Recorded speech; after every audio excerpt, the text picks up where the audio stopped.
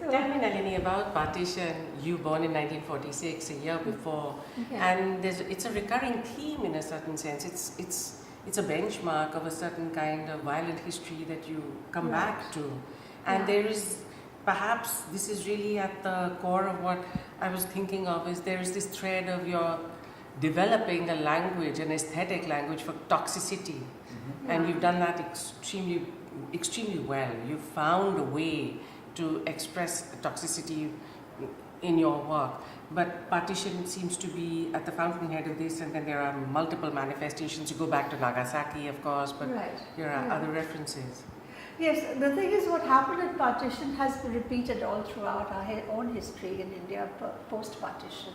Because the riots that take place, 2002 is another factor. Every time there's a cricket match, they say, tell people who are Muslim, go back to Pakistan if you're going to fly a Pakistani flag. All of this happens all the time. So partition is what we're living even now. That's what I really seriously feel. And I think we really have to address it because it's getting worse and worse. So yesterday we met with Shilpa Gupta and we talked a little bit about artists who deal, and Anand comes to mind as well, with direct action in their work, where there's a very strong political activism in the practice. And your work takes a different path, but is nonetheless highly political and dealing with these issues. But how do you see those two sides of the coin informing what you're doing now? And especially given that you have dialogues with people like Anand Padwardhan and a kind of filmmaking that is much more directly political and less allegorical. But given that the many layers of historical reference in your work too, I think playing against the current political situation gives it a real texture, and it feeds into this sort of toxic aesthetic as well. Yes, it's very interesting that it's there, and it runs through the painting, it runs through the videos. You've developed a language for toxicity. It's omnipresent. One of the allegories I use is from myth. And known myths and known stories. It becomes the link language with the artwork and the public. And I always say that it's when the public enter the art and then they can, there's a discourse about it, that's when the art really wakes up. Otherwise it's laying there dormant somewhere, on a shelf or go down. The thing is that unlike Shilpa, Shilpa is more conceptual in her ideas. Whereas I do like to use the allegory, and I think that I do like people to enter into a kind of a theatrical space.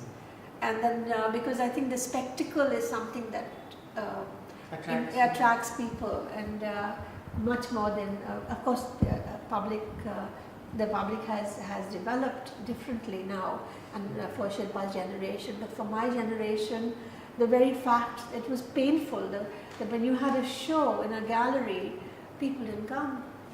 People just didn't come. And how to work on that. And it's very important that we have a three-bodied relationship, public, art, and yourself. So this was one of the reasons. The other thing is that I'm sort of probing the whole idea of what is this violence about? How come human nature continues with violence in such a manner that they feel that they have the right to kill, because they say God is on their side. What is it really? What is progress? How is humanity going to progress? But I do feel, you've kind of established some kind of a blueprint that lets us begin to understand how images are changing and how our relationship to history is changing as that shift, and how images are made and distributed and circulated and experienced spatially. And I think that's the most important part in some ways, that particularly with a work like Game Pieces, the image becomes a space. And I think it's that revolution really in terms of how we experience images and the tactility of them as well. It's something you've already been experimenting with for many years in your work. But do you see, are you working, I don't think you're teaching much now, but I'm curious what kind of engagement you have with younger artists. And you mentioned earlier your desire to talk today really about a history of modern art in India. So thinking about that very early generation, particularly the first post-colonial generation, to now, and the way, how do you see the situation changing now for younger artists I think that, I mean, the younger person, like Shilpa and Reena, they will, I think they would agree with me when they say that a number of things we sorted out, let's say. For example, just to give you a little brief history, there was the progressive, especially in this part of India. I'm not talking about Bengal, I'm talking about more Western India. And then came our generation, which had to do with local stories. Bhupen Thakkar, Ghulam Ahmed Sheikh, they're about 10 years older than us, me and Vivan and Nilima and so on. But it was actually Bhupen. And for me, Bhupen really provided looking at things around you. And how does the fall of the Indian body, what is the fall of the garment? As simple as that. Because we've had this, I mean, whoever has studied at JJ School of Art has had a very rigid training in the British style of painting, which isn't saying much. But we were taught to be very good at drafting the figure. So you'll see the artists who come from JJ, they draw very well. Atul draws extremely well, so does Anju. So, but the people from Baroda, they don't draw so well. We always said. And Bhupen, of course, didn't even have the training. The fact that he had to start with his sketchbooks and things like this, and he always had this thing, Atul's drawing is better than mine. I used to tell him, for God's sake, look at your drawing. What you're doing is you're cobbling a figure, which is so indigenous and so in the space, so Baroda, so Gujarat, that, nobody can surpass this. So Bhupen was a real beacon in that sense. And I think that from that local stories, Place for People was an exhibition that we had together with Vivan, Sudhir Patwardhan, etc. So I was the only woman. That's when it started. I said, I'm the only woman, this is crazy. Yeah, that was the trigger. So that was the time. And then, so you see that this was put behind. And then we have this new generation of artists who don't now anymore need to have a figure even. They don't need to be people drawing or sculpting. So the whole conceptual thing came in and it was very well accepted, which is great. So obviously we also have an audience which has become more sophisticated. The audience in its sophistication is now exposed to your kinds of forms, which brings together the effect or the affective space of celluloid, the sensorium and the immersion of theatre, which is very strong and which you've got a strong background in, and of course the visuality of painting. So you've brought these three together in this one form. I ask you this because of your, again, there is something in your practice which is research oriented. And you're mentioning that you're going into a sabbatical for about 2 years. Yes. How do you see yourself formally at the end of the sabbatical? I mean, what are the kind of development that might come about? And what are the kind of histories of India or Asia or feminist histories or threads in literature that you want to excavate during this time? Well, there's 2 volumes that were brought out in the 80s by 2 researchers, and this is called Indian Writing since 600, Women Writing since 600 BC, and it started with Buddhist nuns writing, and then it comes right into the present, into the 80s. Now there was the preface or the introduction speaks about a courtesan, and her name was Madhvi Parekh from Andhra Pradesh. And these 2 researchers, Susie Tharu and K. Lalita, they were looking for this poem that this courtesan had written. And the poem was about, it was called Appeasing Radha. And it was about how Radha teaches her niece to make love to Krishna. And then she starts to get jealous of her niece, Ila, and she starts to sulk with Krishna, and Krishna has to appease Radha. It's a complex poem, it's highly erotic, but highly spiritual too. And so this poem they could not piece together because it was a 15th century poem and they couldn't find it. The publishers who had earlier published it said, we cannot give it to you because it's not for the likes of you educated, middle class young ladies. So, but finally they did find it. Now this I found very interesting, that this courtesan, because she was a courtesan, her work was not found, and finally they did piece it together. But the fact is that censorship lasted all these centuries. Now, can you imagine what else has been censored? Absolutely. So this is my research. I'm delighted to hear And this. this is my, it's to do, the fact is today we have certain poetry, we have certain music. It's because the courtesans were able to not only preserve but develop it. And they were the free women. They were the only free women. And today, and especially in the Urdu language, they were singing in Rekti. And there are male singers who now sing in Rekti. Rekti is the feminine form of Urdu.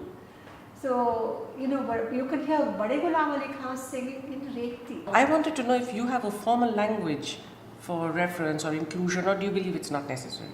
No, when you say formal language, in the sense that if I'm working with Faiz Ahmad Faiz, Right. it's a reference to the poem In Search of Vanished Blood. I do have it even in the video itself, but it is as a projection. It's not spoken, but then if somebody had to say, make a bibliography of all the references you have for XYZ work, then I would have to have a lot of text. I would have a lot of, because I do refer to a lot of things when I'm working, because these become inspirational for me. Because from the very beginning, actually, when I was just out of art school, for me the two most fascinating artists, you will be surprised, was Johannes Itten and Joseph Albers. Now you will say why? Because for me this was a category of artists we did not have in India. They were research artists and they were telling me about color. So when I started to make that first animation, it had to do with how I would use, I was using pigment, but how does it, that is subtractive color, and color in terms of light is additive color, the Newton's wheel. So I took a lot of reference from Johannes Itten to make that work, the combinations and things like this. So from then on, it's been very many things that come out of other people's research or historical treatises and things of that nature that I finally bring into the...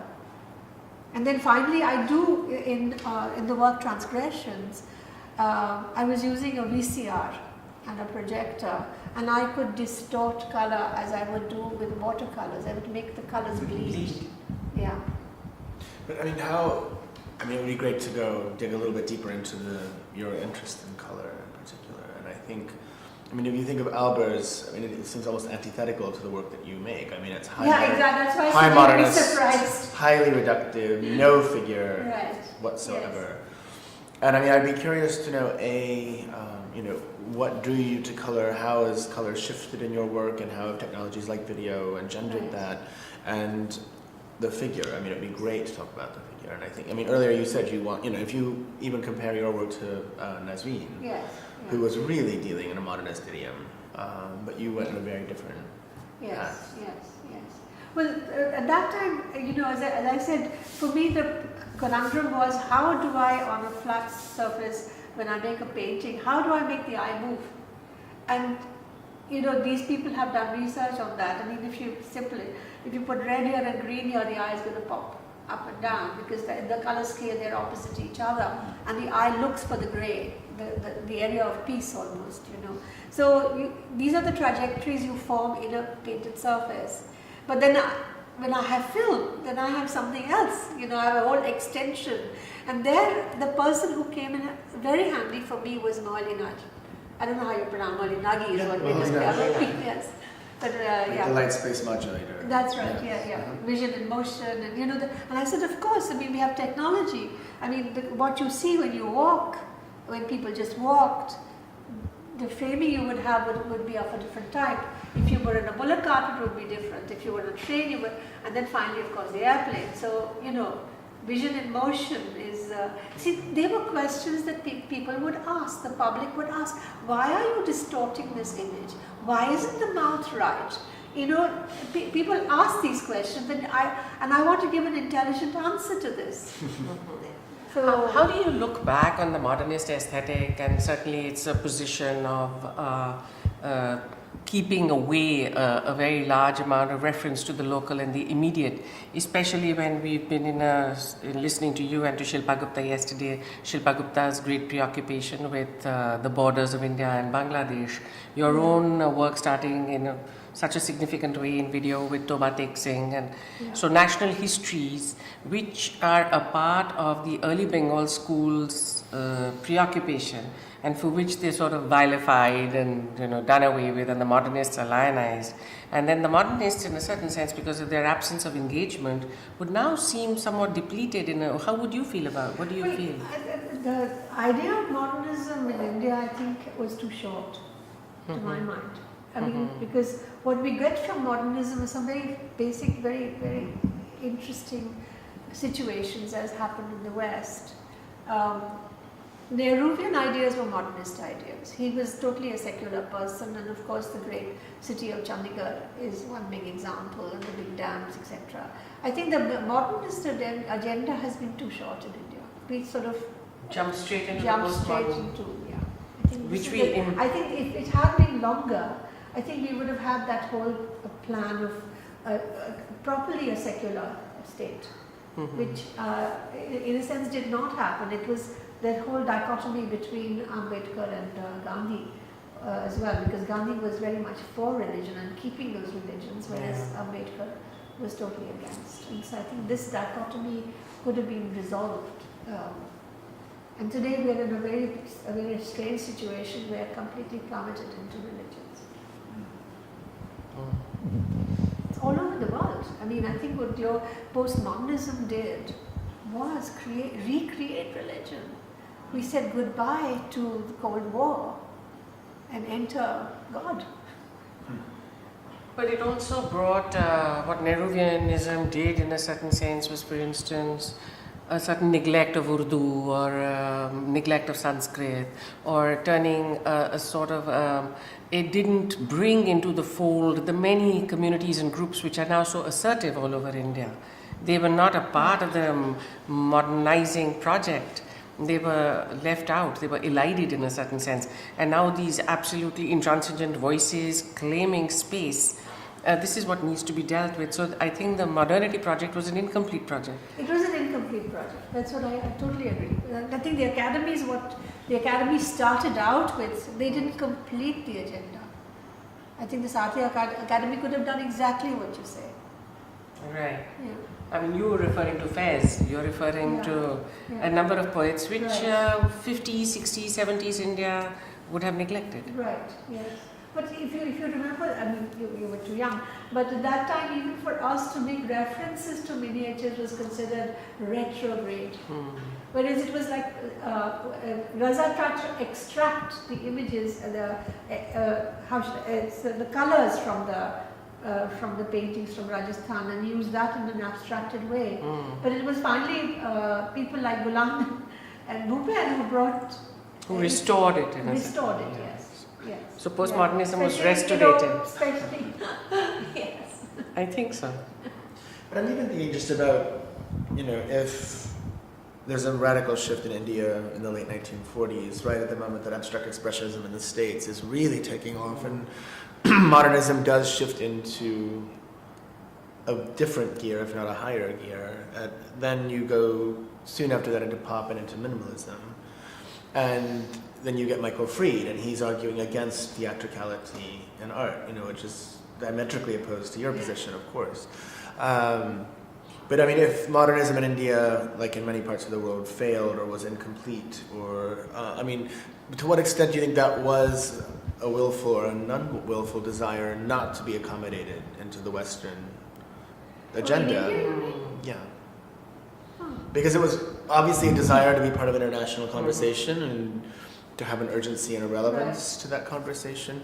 But at the same time, it was sort of a desire not to completely give up on regional specificity, not to completely be inscribed within the ideals of a project that nullified certain specificities. But then we have to also reach out to politics in the sense that this was going to be a democratic country, and that has to do with modernism.